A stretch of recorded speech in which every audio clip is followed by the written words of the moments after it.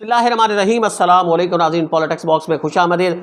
अगर आपने अभी तक पॉलिटिक्स बॉक्स को सब्सक्राइब नहीं किया तो पॉलिटिक्स बॉक्स को सब्सक्राइब भी कर लें, बेल आइकन को प्रेस कर लें ताकि आने वाली तमाम अपडेट्स आप तक बर वक्त पहुँच सके। कौमी असम्बली का हल्का है NA 110, ये झंग का तीसरा हल्का है। नई हल्काबंदी के मुताबिक इसका नाम 110 है। गुज़िश्ता आम इंतखाबात में इसका जो हल्के का नंबर था वो 116 था। गुज़िश्ता आम इंतखाबात में यहाँ से साहबजादा अमीर सुल्तान साहब यहाँ से कामयाब हुए थे और मौलाना आसिम मुआविया सियाल आज़ाद हैसियत से जिन्होंने इंतखाब लड़ा था, इस वक्त वो पाकिस्तान मुस्लिम लीग नून का हिस्सा हैं, वो दूसरे नंबर पर यहाँ से रहे थे। इस वक्त उस हल्के की सूरत हाल और थी। ये हल्का तहसील झंग तक भी फैला हुआ था, लेकिन इस बार इसको 2 तहसीलों तक महदूद कर दिया गया है। तहसील शोरकोट और तहसील अहमदपुर सियाल पे ये मुश्तमिल होगा। 2 उम्मीदवार तो ऑलरेडी मैदान में हैं, 4 उम्मीदवार पिछली बार मैदान में थे।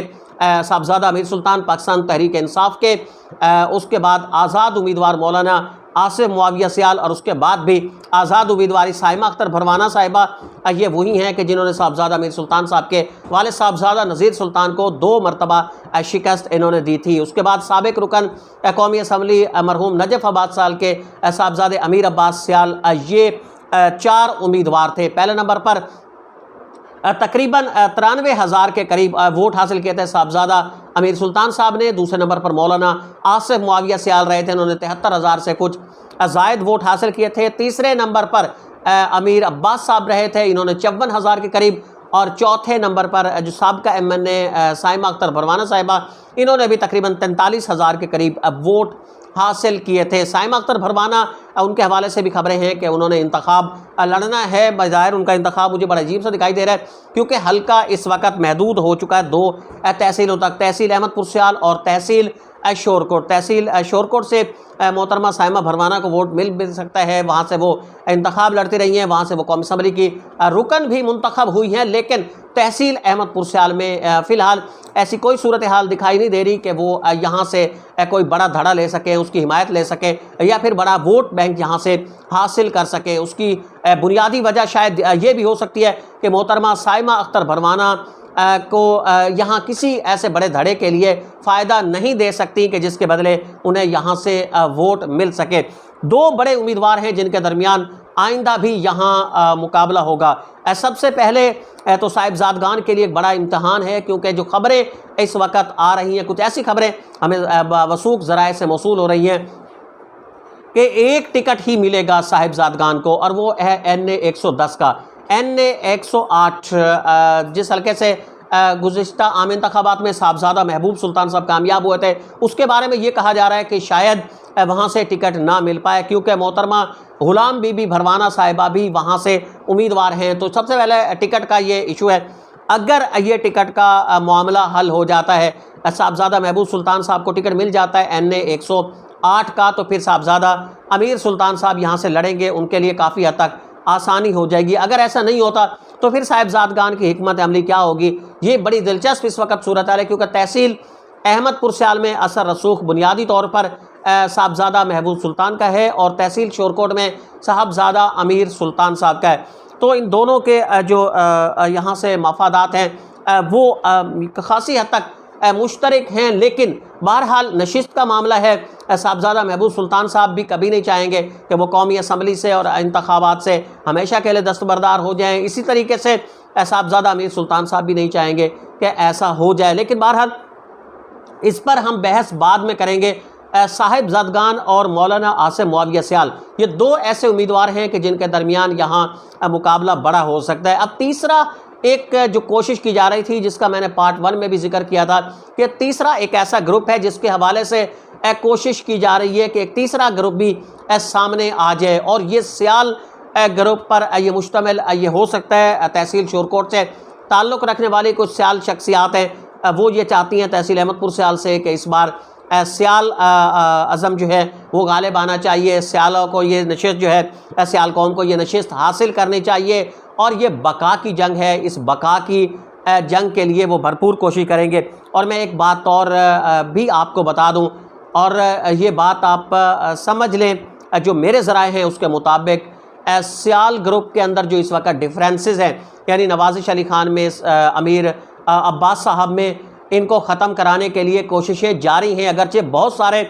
जो लोगों की अक्सरियत है वो ये कह रही है माजी के दौरान जो कोशिशें हुई कामयाब नहीं हुई, कि ये कोशिशें कामयाब नहीं होंगी। लेकिन एक बात याद रखिएगा कि जो इंतखाबात नज़दीक आएंगे तो ये कोशिशें भी काफ़ी हद तक कामयाब होती हुई दिखाई देंगी। और जो सियाल ग्रुप है वो तकरीबन एक पेज पर मुझे आता हुआ दिखाई दे रहा है, और अगर ये एक पेज पर आ जाता है तो ये सूरत हाल बड़ी ही तशवीशनाक होगी। बिलखसूस मैं कह रहा हूँ कि इस वक्त साहिबजादा ग्रुप के लिए ये बड़ी तशवीशनाक सूरत हाल होगी, क्योंकि तहसील अहमदपुर सियाल के हवाले से भी मैं अगर बात करूँ माजी के इंतखाबात में, कि जब मरहूम नजफ़ अब्बास खान यहाँ से इंतखाब लड़ा करते थे उस वक़्त एक वोट होता था सियाल ग्रुप और एक एंटी सियाल ग्रुप। सियाल ग्रुप का वोट नजफ़ अब्बास खान को मिलता था और एंटी सियाल ग्रुप ये साहबजादा महबूब सुल्तान को मिलता था। ये वही दौर था, मैं आपके लिए बिल्कुल जिक्र करूँ 2013 के इंतखाबात में, कि म्यूनसिपल कमेटी अहमदपुर सियाल यहाँ से साहबजादा ग्रुप का वोट बहुत ज़्यादा कम था। लेकिन यहाँ का जो पोलिंग स्टेशन है, सईदाबाद का पोलिंग स्टेशन है, ये मरहूम नजफ़ अब्बास का आबाई पोलिंग स्टेशन है। उनका जो वोट होता था वो भी इसी पोलिंग स्टेशन पर था, और शायद अमीर अब्बास खान का जो वोट है वो भी इसी पोलिंग स्टेशन पर है। और यहाँ से साहबजादा महबूब सुल्तान ने मरहूम नजफ़ अब्बास खान को यहाँ से शिकस्त दी थी। उसकी बुनियादी वजह यह थी कि ये एंटी सियाल ग्रुप का वोट था, और ये एंटी सियाल ग्रुप जो मौलाना आसिफ मुआविया सियाल का भी जो वोटर है, जिन्होंने पिछली बार भी उन्हें दूसरे नंबर पर इन यूनियन काउंसिल्स में ला खड़ा किया, जो NA 116 की यूनियन काउंसिल थी, ये वोट उसी के अंदर शामिल है। जो एंटी सियाल ग्रुप है, मेरी बात को ज़रा समझने की कोशिश कीजिएगा कि एक एंटी सियाल वोट है और एक सियाल वोट है। सियाल वोट वो वोट था जो मरहूम नजफ़ अब्बास खान को मिलता था, और अब्बास खान ये इनका जो ग्रुप था उनको ये वोट मिल रहा था। एक एंटी सियाल वोट है, ये साहबजादा महबूब सुल्तान को ये वोट मिलता था। अगर अब सियाल उम्मीदवार आ जाता है, सियाल ग्रुप का उम्मीदवार मुतफ़िका तौर पर आ जाता है, जिसके लिए भरपूर इस वक्त कोशिश की जा रही है, तो सियाल ग्रुप अपना वोट ले जाएगा। सियाल ग्रुप पे मेरे कहने का मकसद ये है कि नवाज़िश अली खान और अमीर अब्बास खान एक पेज पर होंगे, तो ये वोट अपना ले जाएगा, और उसके मद्दे मुकाबिल जो एंटी सियाल वोट है वो तकसीम हो जाएगा। अब उस वोट में साहबजादा ग्रुप का वोट भी शामिल है, और मौलाना आसिफ मुआविया सियाल का वोट भी शामिल है। मौलाना आसिफ मुआविया सियाल यहाँ से कितना ले सकते हैं, मैं आपको उसकी सूरत बता दूँ। अगर ये 4.5 यूनियन काउंसिल्स का हम रिजल्ट देखें, इन 4.5 यूनियन काउंसिल्स में चेयरमैन म्यूनसिपल कमेटी का ताल्लुक यहाँ से था सियाल ग्रुप से, नजफ़ अब्बास खान सियाल ग्रुप से था, राना तौकीर आसिफ साहब। 3 यूनियन काउंसिल्स हैं, 3 यूनियन काउंसिल, उसमें रंजीत कोट की यूनियन काउंसिल है, समंदवाना की यूनियन काउंसिल है, और उसके साथ बंगला यास्मीन की जो यूनियन काउंसिल है, बंगला यास्मीन की यूनियन काउंसिल का के चेयरमैन सुल्तान महमूद विजी साहब का ताल्लुक भी सियाल ग्रुप से था। लेकिन जो 2 यूनियन काउंसिल हैं दीगर, समंदवाना की और रंजीत कोट की, ये दोनों का ताल्लुक साहबजादा ग्रुप से था। और जो 5वीं यूनियन काउंसिल जो जुज़वी तौर पर इसमें शामिल है, वहाँ से मार गुलाम कासिम सरगाना साहब साहबजादा ग्रुप के जो देरीना रफ़ीक हैं वो वहाँ से थे। तो ये तकरीबन 4.5 यूनियन काउंसिल ये बनती हैं। इनमें 3 यूनियन काउंसिल्स के चेयरमैन का ताल्लुक साहबजादा ग्रुप से था, और जो 2 हैं म्यूनसिपल कमेटी और एक यूनियन काउंसिल का ताल्लुक सियाल ग्रुप से था। लेकिन जो वोट की तरतीब आई है उसमें अमीर अब्बास खान पहले नंबर पर रहे, मौलाना आसिफ मुआविया सियाल वो दूसरे नंबर पर रहे, और साहबजादा ग्रुप ये तीसरे नंबर पर रहा।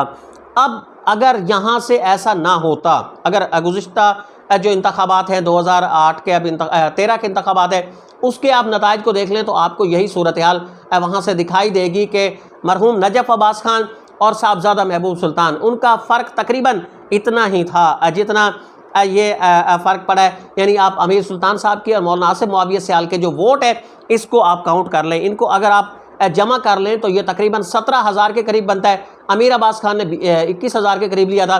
तो उस वक़्त मरहूम नजफ़ अब्बास और साहबजादा महबूब सुल्तान के जो वोट बैंक था उनमें भी तकरीबन यही 4500 के करीब, ये जो 4.5 यूनियन काउंसिल जिनका मैं जिक्र कर रहा हूँ इनमें इतना ही फ़र्क था। तो समझ में ये आया कि सियाल ग्रुप का वोट एक पेज पर है और एंटी सियाल ग्रुप जो है वो वोट तकसीम हो रहा है। मतलब अगर माजी के दौरान मौलाना आसिफ मुआविया यहाँ से उम्मीदवार ना होते तो अमीर अब्बास खान को अगर 21,000 मिलता तो साहबजादा अमीर सुल्तान को यहाँ से 17,000 वोट मिलना था।